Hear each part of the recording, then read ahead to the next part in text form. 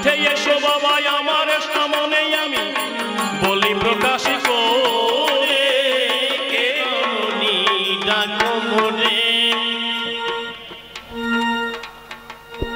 Hello hello hello hello, বেশ। তাহলে আমার বিপদ দেখে তুমি ছুটে এসেছো, আমি শুনলাম, আমাকে ভালো লাগলো। আমার বিপদ না তোমার বিপদ, তুমি বিপদে পড়েছো, আমার কাছে এসেছো। তাহলে তোমার বিপদ তুমি তোমার বাড়ির লোকের কাছে জানাবে, আমার কাছে এলে কেন? আমার কাছে তুমি এলে কেন? উত্তর দিয়ে করো ধন্য। আমার কাছে এলে কেন? উত্তর দিয়ে করো ধন্য। বলো তুমি কেন এলে এখনো? শনি করেন ভোরে কেন ডাকো মোরে।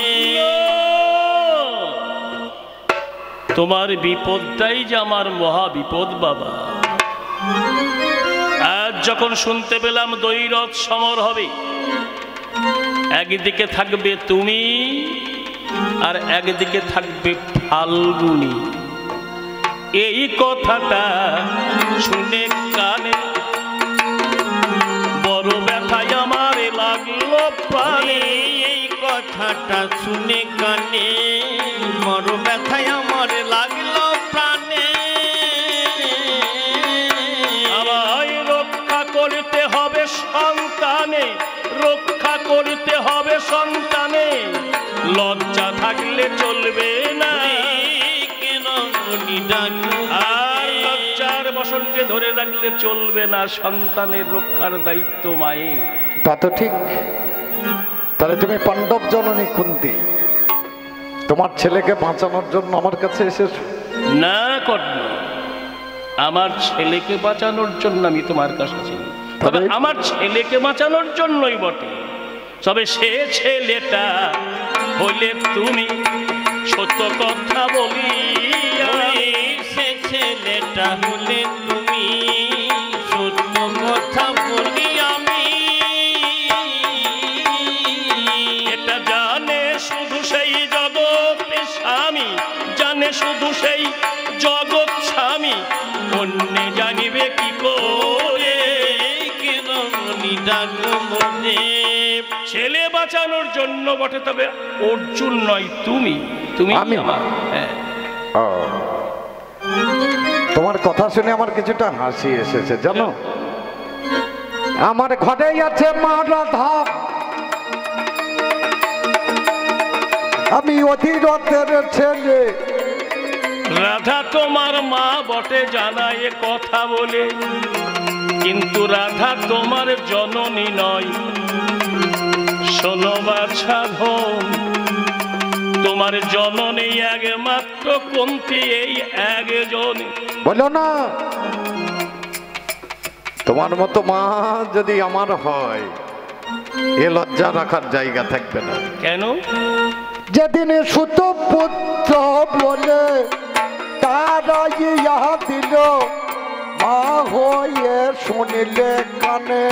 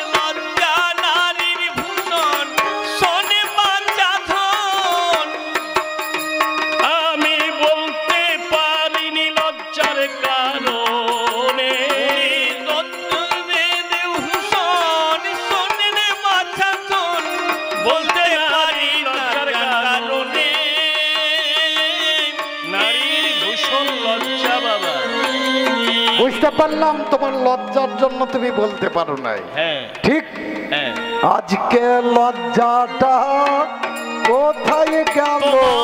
আজকে লজ্জাটা কোথায় গেল?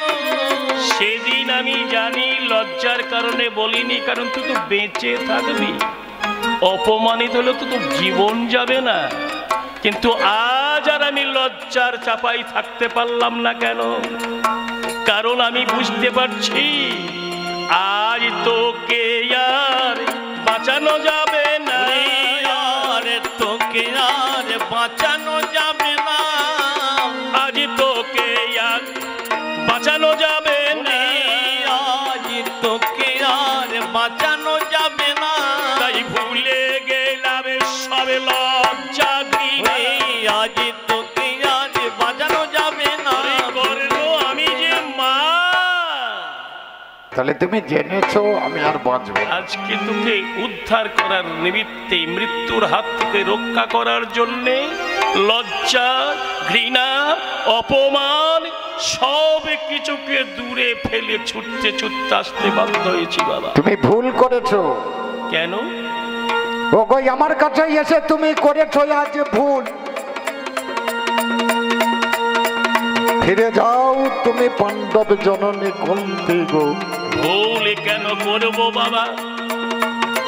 তুই আমার কাছে শোন, তোর কাছে ছুটে এলাম কিসেরই কারণ?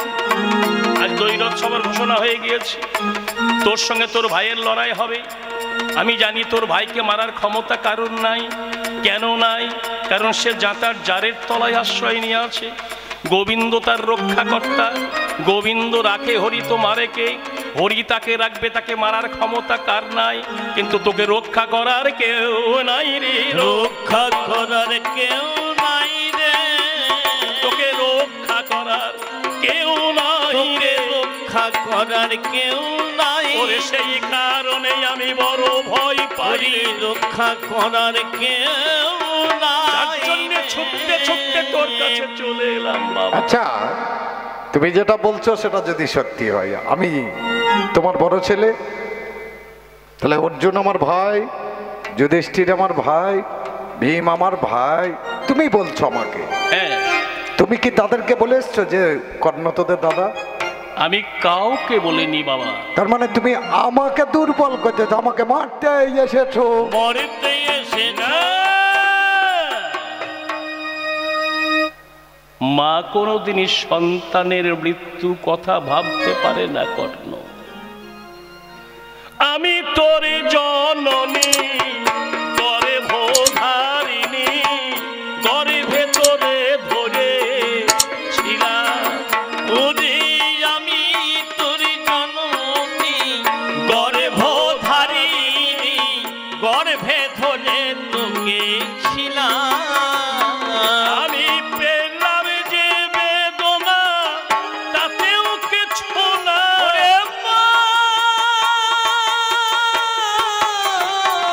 আমি পেলাম যে বেদনা, তাতে কিছু নাই। তোকে দেখে শান্তি পেলাম, আমি পেলাম যে বেদনা, তাতে কিছু নাই। তোকে দেখে শান্তি পেলাম।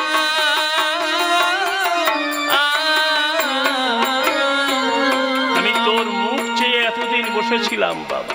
তুমি যা বলতে এসেছো পরিষ্কার বলো। পরিষ্কার সত্য কথা বলছি বাবা। তুই আমার কাছে শোন, দৈরথ সমরে আজকে তুই করিস না গমন। ভুল বলছো। তুমি যদি আমার মাতায়, আমি ক্ষত্রিয় নন্দন, ক্ষত্রিয়ের কর্ম যুদ্ধ করা জানাই নিবেদন। যুদ্ধ তুই করবি বাবা, তবে শত্রু হয়ে নয়। আজ ভাইয়ের কাছে দিয়ে দেব তোর ভাবেরই পরিচয়। ভুল বলছো। দাদা হয়ে ভাইয়ের দলে তুই যোগ দিবি, ভাই হয়ে ভাইয়ের পাশে গিয়ে দাঁড়াইবি। পারবো না। তুমি যতই বলো আমি পারবো না। কেন পারবে না বাবা? আমার বন্ধু দুর্যোধন যেদিন সুতপুত্র বলেই আমাকে তাড়াইয়ে দিয়েছিল, আমাকে অঙ্গরাজ্যের রাজা করেই আমার সম্মানে রাখিল। আমি তাকে কথা দিয়েছিলাম, আমি যতদিন বেঁচে থাকব তোমার হয়েই আমি যুদ্ধ অবশ্যই করিব। দলে বাক্য রাখার নাম ধর্ম, আমি ধর্ম ছাড়তে না দিই। বলো দেখি মাই, আমি কেমন করে এই অপক্ষে যেতে পারি? ধর্ম ছাড়তে হবে না তোরে, তবে একটা কথা শোন, মৃত্যুর হাত থেকে রক্ষা তুই পাবি রে এখন। তবে তার আগে আমাকে একটা পরীক্ষা দাও। সে পরীক্ষা? মাতৃত্বের পরীক্ষা। বল। তোমাকে মা বলে ডাকার আগে আগে পরীক্ষাটা নেই? কি পরীক্ষা নিলে তুই আমাকে মা বলে বিশ্বাস করবি বাবা, বল। যে জিনিসটা পেয়েছিল, দেখো আমার 3টে ভাই ছোটবেলায় মায়ের স্তনাধারে থেকে তারা স্তনে খায়, জন্ম মাত্র ভাসিয়ে দিলে তুমি ও গো জননী। সেই ভাগটা রেখেছ যদি আজ দেবে দেখো তুমি। এই যে জীবী পাঠাবার আগে ভগবান আহারে পাঠিয়ে দেয়, আহারে দেওয়ার পরে জীবীকে দুনিয়ায় পাঠায়। আমার গর্ভে তোকে যখন করেছিল দান, আমার স্তনে আহার ভগবান করেছিল প্রদান। সেই আহার সেদিন তুই বাবা খেতে নাহি পেলি, নদীর জলে ভাসতে ভাসতে তুই না চলে গেলি। আমি সেই খাবার যত্ন করে রাখিয়াছি ধরে, চাইলে পারে দিতে পারি খাবার আজকে আমি তোরে। যদি দিতে পারো আমার জননী বলে ডাকবো এখন জানি, তোমার কোলে বসবো মাগো শুনে চলো তুমি।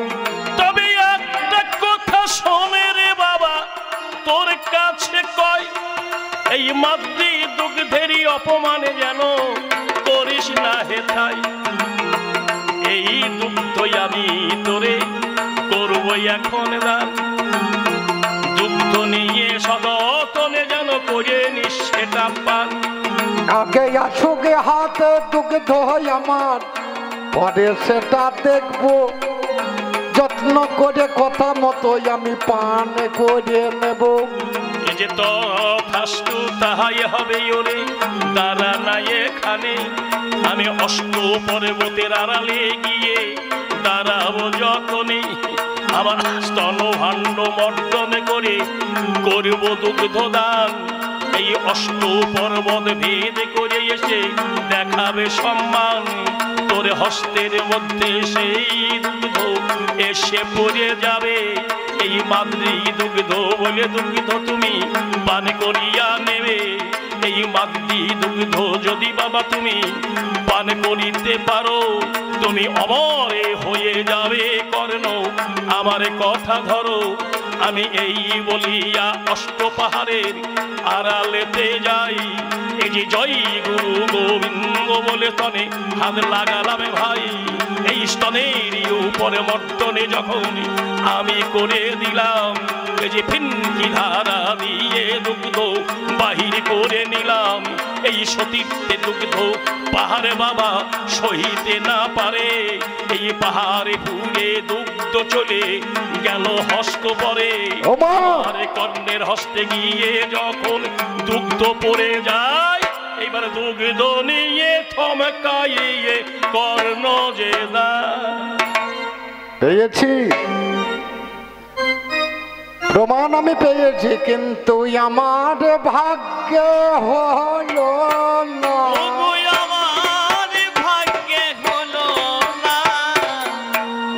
অজস্র কিমি কিট ঘুরিছে, দেখো আমার ভাগ্যে হলো না। অজস্র কিমি কিট ঘুরিছে, আমার ভাগ্যে হলো না। মা জননী কৃপা করে দিলে আমারে খাওয়া হবে না জননী জানাই কথা বলে, কারণ দুঃখে আছে কিমির ভজন করতে নারী, এই দুঃখ নিয়ে আমি এখন বহু ফেরে পড়ি। মা আমি ভজন করতে পারছি না, আমার হাতে দুগ্ধ দেখছি অজস্র কিমিকিট, আমার হলো না। ও মা আমি খেতে পারছি না, আমি এই বলে মস্তকেতে করিলাম ধারণ, ধান নিলাম।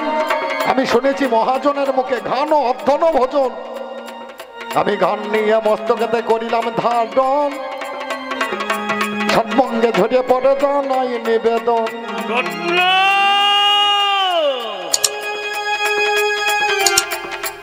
মাতৃ দুগ্ধ সন্তান যখন পান করার সময় তখন সন্তান নির্বোধ অজ্ঞান, এই কৃমি কি কীট এই জ্ঞানটা সন্তানের থাকে না পাগল। তুই সেই মাতৃ দুগ্ধের আবদার করলি, তোর হাত আমি দিলাম, আর তো সেই নির্বোধের ভাবটা বর্জন করে ঘৃণা অবজ্ঞা ব্যঙ্গ করে দুগ্ধটাকে মাথার উপর ফেলতে গেলি বাবা। নিয়তি কেন বাধ্যতে, নিয়তির বাইরে কারুর যাবার ক্ষমতা নাই কর্ণ। আমি শত চেষ্টা করেও তোকে বাঁচাতে পারলাম না, তোর জীবনটা যে অভিশপ্ত জীবন কর্ণ, আমি বাঁচাবো কি করে? তুই সকলের কাছে অভিশাপ কুড়িয়ে নিয়ে এসেছিস, গুরুদেবের কাছে অভিশাপ নিয়েছিস, গাভী বৎসের কাছে অভিশাপ নিয়েছিস, মনির কাছে অভিশাপ নিয়েছিস, মেদিনীর কাছে অভিশাপ নিয়েছিস, যার জন্যে তোর মনের মধ্যে ঘৃণা জন্ম নিল কর্ণ। আমি মাতৃ জনম নিয়ে ব্যর্থ হয়ে কাঁদতে কাঁদতে দুঃখ করো না মহাজননী, দুঃখ আরে করো না, যাই আছে ভাগ্যে তাই হবে, জানাই সদয়ানা। এখন যাও ফিরে যাও ঘরে, তুমি আমি যুদ্ধে চলে যাব, যা আছে আমার ভাগ্যে তাই ঘটিবে, শোনো এখন তবে একটা কথা দিতে পারি তোমায়, তোমারে দলে নয়, আমি দুর্যোধনের পক্ষে যাব তোমারে জানাই, তবে কথা দিলাম পঞ্চ পাণ্ডবের জননী তুমি রবে, একমাত্র অর্জুনের সঙ্গে আমার যুদ্ধ ঘটিবে, আমি যদি মারা যাই মাগো কোনো ক্ষতি নাই, তুমি পঞ্চ পাণ্ডবের জননী থাকবে তোমারে জানাই, কিন্তু কোনো কারণে অর্জুনে যদি যাই দেখো মারা, আমি তোমার পক্ষে যোগ দেব মা জানাই আগা গোড়া। যে আশা তুই করছিস সে আশা পূর্ণ হওয়ার আর কোনো উপায় নাই বাবা। আমি চেষ্টা করেছিলাম তোকে সন্তানের পরিচয় দিয়ে আমার দলে ঢুকিয়ে নিয়ে আমাদের জ্যেষ্ঠ করে জয়লাভ করার পর সিংহাসনে তোকেই বসাবো, কিন্তু বিধি আমার বাম হয়েছে বাবা। অর্জুনের মরার কোনো কথাই আসতে পারে না, কারণ অর্জুন যে জাতার জাতে আশ্রয় নিয়েছে।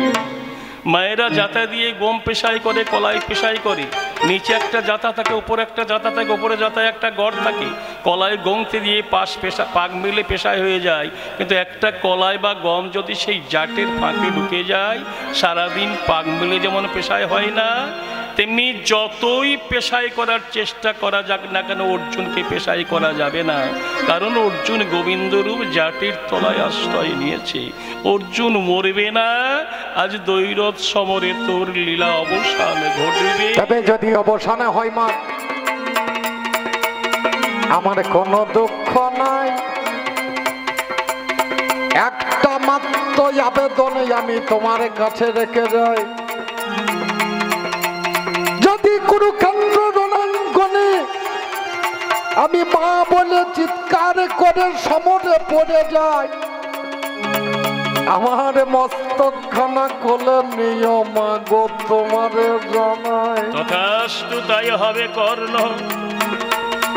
তোর মৃত্যুকালের পরে সবে লজ্জা ফেলে দিয়ে যাব কুরুক্ষেত্রের পরে। যা বাবা যুদ্ধে এখন দেরি আর নয়, বাজনা বেজে গিয়েছে, হয়েছে সময়। মায়ের আশীর্বাদে মাথায় নিয়ে চাপলাম রথ পরে, পৌঁছাইলাম কুরুক্ষেত্রের মাঠে। দেখি যত বীর বরে আমার সামনে দাঁড়িয়েছে সেই যে ফাল্গুনি, রথের সারথি বসেই আছেন আমার ভগবান গুণমণি।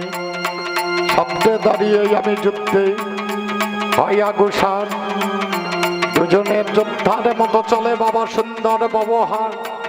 এমন সময়ে রথচক্র আমার মেদিনী কাটছিল, আমি রথ থেকে নেমেছি জানেন সুধী দল। বললাম অর্জুনে তোমার যুদ্ধের আশা আমি মিটাইয়ে দেব, তার আগে একটু সময় দাও, চাকাটা তুলে নেব। চাকায় হাত দিয়ে যখন চাকায় টান মারি, চাকা তুলতে যাই আমার পৃষ্ঠদেশে বানে বিদ্ধ, তখন হয়েছে হায়। আমি চিৎকারে করি মা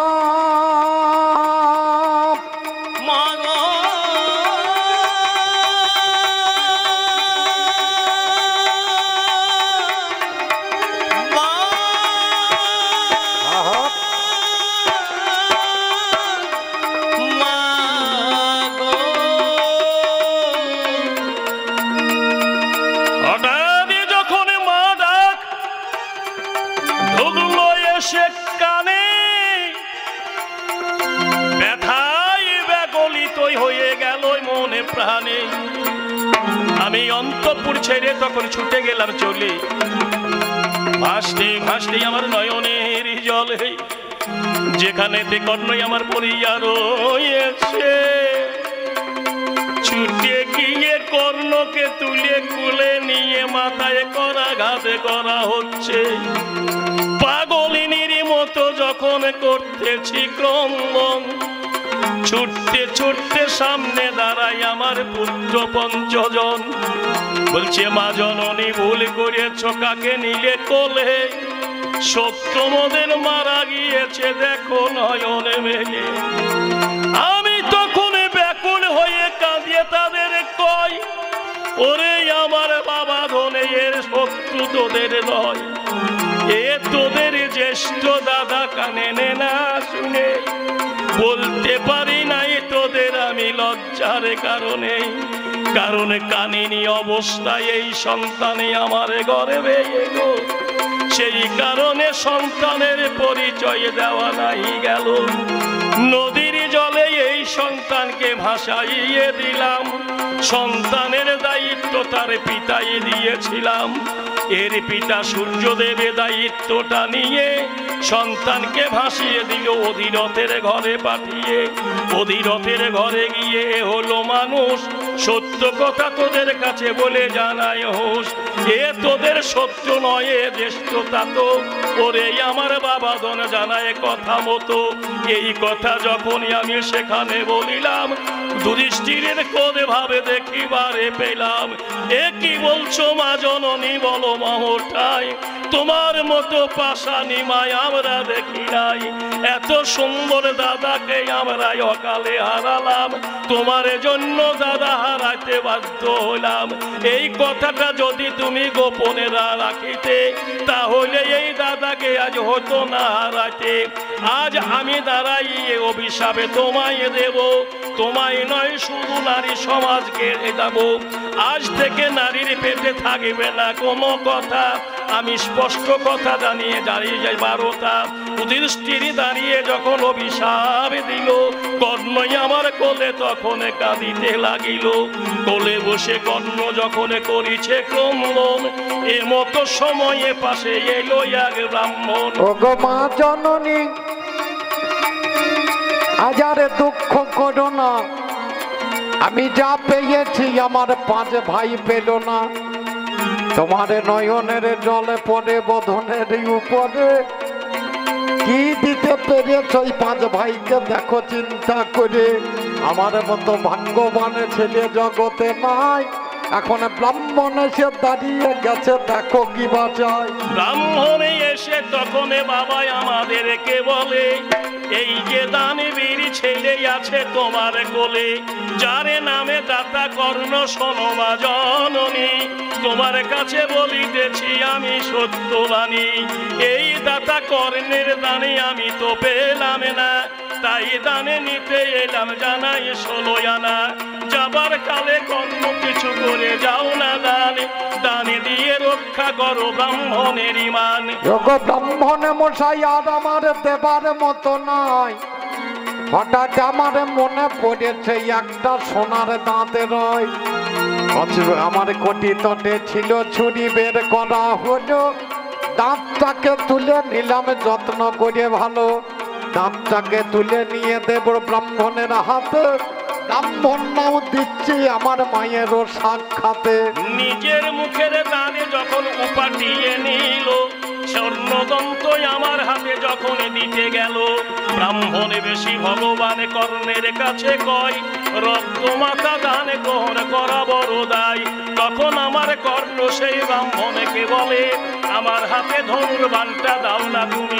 কারণ আমার ওঠার ক্ষমতা নয়, একটু ধনুর্বাণ আমার কাছে দেবে, তাহলে উপযুক্ত জিনিস দেখো তোমায় দেওয়া হবে। ধনুর্বাণে আমার কাছে যখন এনে দিল, ধনুর্বাণ নিয়েই আমি বান মেরেছি ভালো। ওরে মধ্যিকাতে বেরিয়েছি বান, তলদেশ থেকে জল উঠে গেছে, জলটা পড়েছে গিয়ে ব্রাহ্মণের হাতে। এর থেকে আর দান দেওয়ার আমার ক্ষমতা নাই, কৃপা করে ক্ষমা করুন ব্রাহ্মণ মহাশয়। কর্ণের দানে পেয়ে ব্রাহ্মণ স্বরূপ ধারণ করে, ব্রাহ্মণ রূপে ছেড়ে তখন গোবিন্দের রূপে ধরে। ধন্য ধন্য কর্ণ তুমি বিশ্বের মাঝার, দানে সন্তুষ্ট আমি হয়েছি এবার। দানের প্রতিদানই আমি কিছু দিতে চাই, বলো বলো কর্ণ তুমি বলো নাই আমায়। আরে কিছু দরকার নাই গো ভগবান, আজ মায়ের কোলে শুয়ে দেখলাম তোমায় মতিমান। আরে দানে নেব না ঠাকুর, আর কিছু না চাই, এর থেকেই অধিক দানে আর তো কিছু নাই। তবে দিতে পারো যদি আমায়, তোমায় আমি কিছু চাইবো, আরে সেটা যদি দিতে পারো আমি এখন নেব। নিশ্চয় দেব তোমায় যা চাইবে তুমি, সত্য কথা বলছি আমি হয়ে জগতে স্বামী। আমার মৃত্যুর পরে এই বিশ্ব দুনিয়ায় যেখানে কেউ কোনো দিনে সৎকার হয় নাই, আমার সৎকার করা চাই। ওগো ভগবান মুকুন্দ মুরারি শ্রী মধুসূদন, যেখানে কেউ কোনো দিনে সৎকার হয় নাই, সৎকার করো মদন মোহন। তাই হবে কোনো চিন্তা নাই, এই কার্য করবই আমি তোমার কাছে গাই।